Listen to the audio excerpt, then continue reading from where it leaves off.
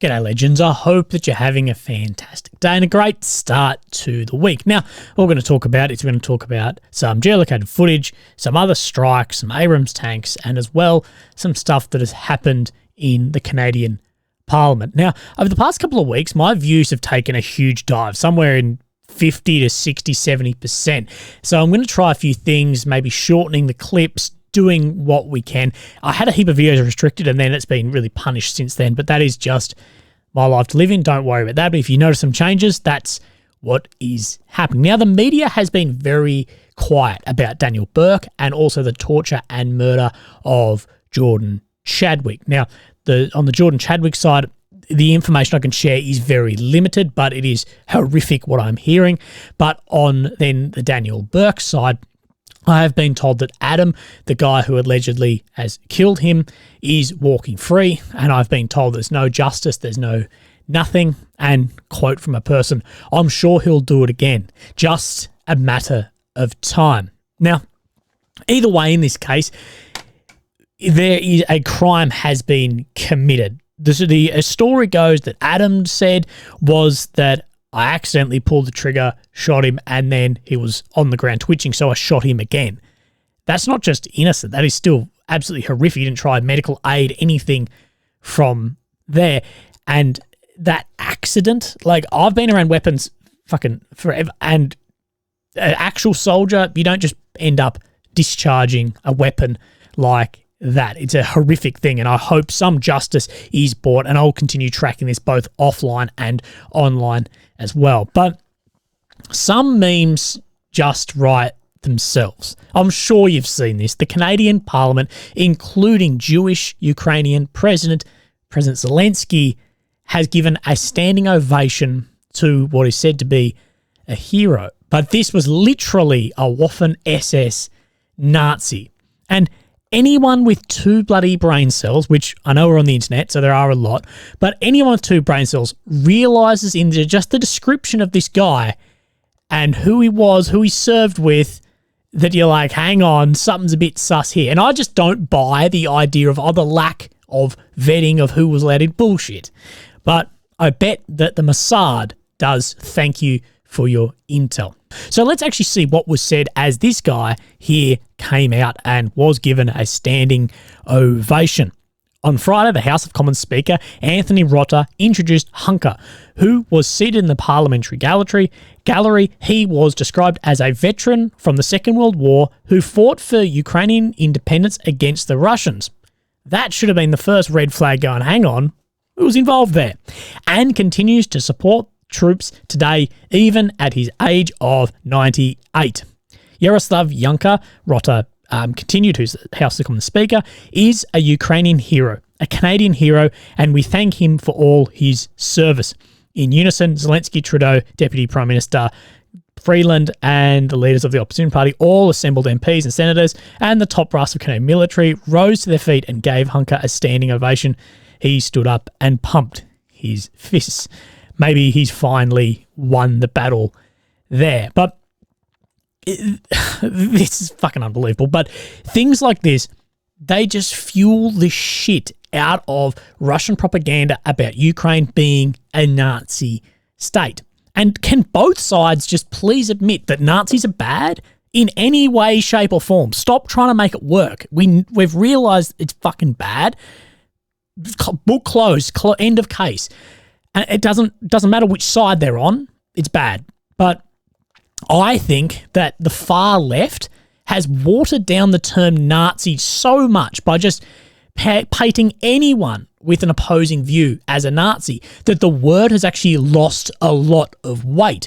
So when people actually see a Nazi or neo-Nazi, people have actually forgotten how extreme and how horrific that actually was. Or at least that's what I see. Maybe I'm more removed from it being in Australia. We never on Europe. But at least that's what I see.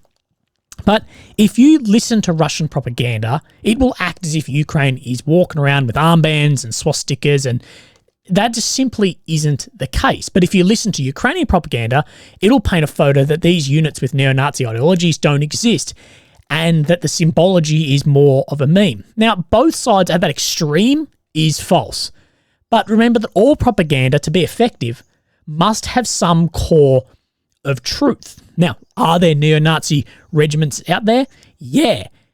Is everyone in Ukraine Nazi? Absolutely not. Is Ukraine a Nazi state?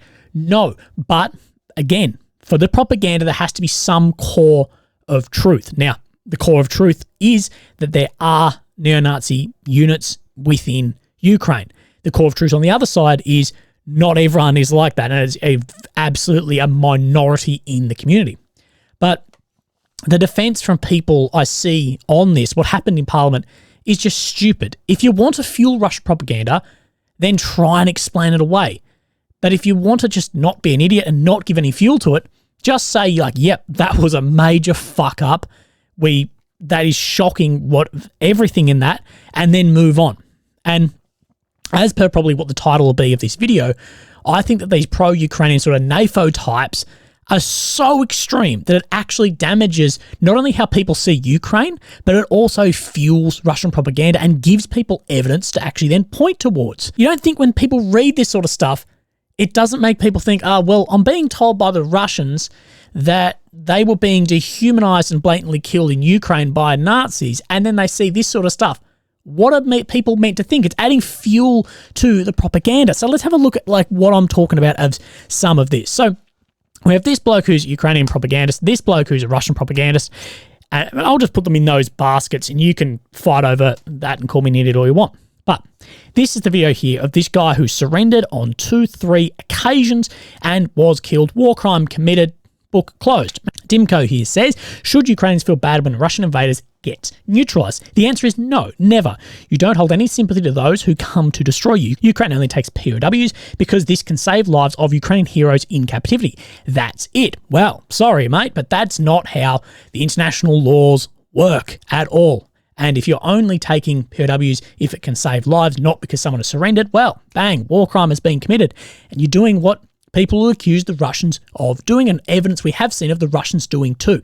Don't think that the war crimes are just absolutely one-sided on this. Just because you're invaded illegally and the war is unjust doesn't mean that you don't have to follow the international treaties and laws set out. This bloke here was absolutely surrendering, and if he was taking POW, then you could have swapped back for, like you've said. But this level of like extremism, I actually think, gives so much fuel to the other side being like, this is what we're talking about. This is what our propaganda is, and it gives fuel to that fire of propaganda. Now, Lord Bibo on the Russian side here says, you're doing an important job. You're exposing the unhinged, humane Ukrainian spirit. You're red-pilling normal people in the West and expose Ukraine, just like Canada did. Carry on, sir. You're doing a great job for Russian propaganda. And that is, I don't agree with much of what this Bibo bloke says, but he's fucking right in this, that you are fueling that Russian propaganda. And if people in the West have some, on the fence about this and they see this sort of stuff, it completely changes it. And I know my view absolutely of this conflict has changed due to some of the extremism that I've seen on absolutely both sides of this. I'm like, hang on, what the fuck?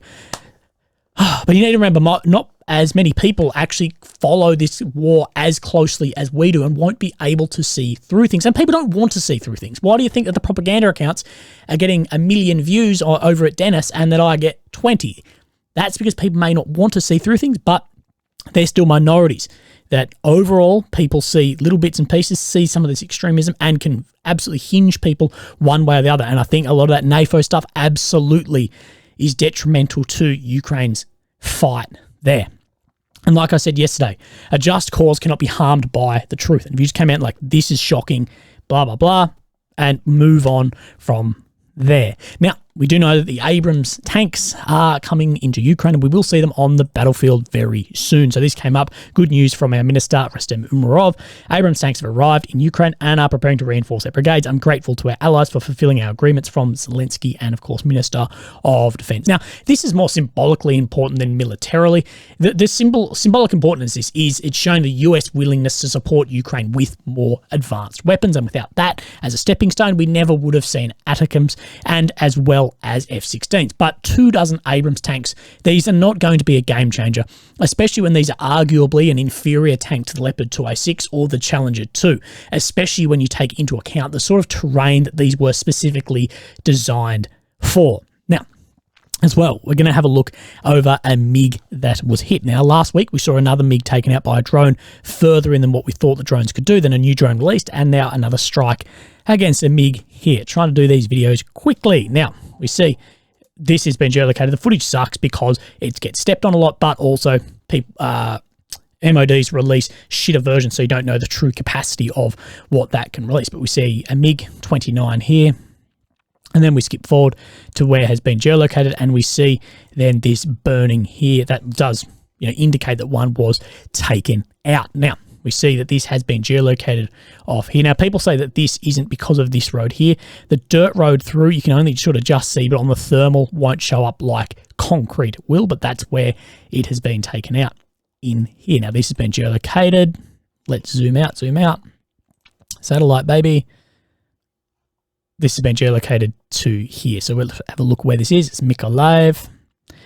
And, of course, here is Kherson, and the front line sits down here. So still fairly close to where the front line is, but not as far as some may think. So about 60 kilometers, or about 36 miles in there. And I do think that Russia is trying to target things like this more just due to, the F-16s coming in might throw some more sort of shade on there as well, and hitting logistical hubs. It's all very important. Now, we have seen an attack on Friday that hit the Russia's Black Sea Fleet headquarters in Crimea. Now, the Ukrainian MOD has made this statement. After the strike on the headquarters of the Russian Black Sea Fleet, 34 officers died, including the commander of the Russian Black Sea Fleet. Another 105 occupiers were wounded. The headquarters building cannot be restored. So massive claims of those figures there, but nothing has been confirmed yet. But if that is true, that is a hell of a big loss there. And of course, people are on both sides of this. Now,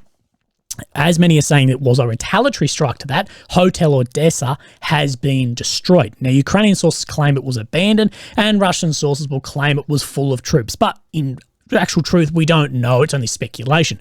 What we do know is at times there has been a lot of military in the area, as well as why people have made some more of these claims. So let's have a look. Now, this was from 2021. This is where Hotel Odessa is on the port. I'll show you where it is, but it was just in honor of the 30th anniversary of Ukraine. There was a military exhibition of equipment in the area, and these are a lot of the photographs you will see floating around. Just look at how clean whatever the vehicles are, of new vehicles, new ships, whatever, and Hotel Odessa is right in here. But these are a lot of the photographs being shared around, but this isn't, it's not that old, it's 2021, but it's also not brand new of these systems. It's not like these were, there at the time. This is just a military exhibition. You can always tell military exhibition or people aren't doing fuck all because of how clean all the uniforms are, but we do know there has been a lot of military in the area overall. So this was back in 2016, and we see 1, 2, 3 military ships sitting here as well, and this is Hotel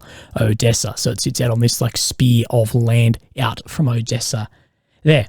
Now, some of the claims are massive, but we don't really know. Truth be told, we won't ever really know exactly what was there. We've also seen new footage come out as well of Ukraine's drone submarine bloody thing that could wreak havoc on the Black Sea Fleet. They're having a lot of problems even with the on-surface, but subsurface would be even more problems. But of course, a lot more technological advance, a lot more issues can be with this as well. But can carry a warhead, can carry supplies, apparently a bit of everything from the limited knowledge we have of this, but is currently just in testing as well. But we do know that Germany is supplying some water drones in as well. It's absolutely in a lot of people's interest to hit that Black Sea Fleet as well. So we see some testing of this out here. So we may see them come into action sooner rather than later. Now as well for the maps, we don't really have anything. Deep State has not uploaded.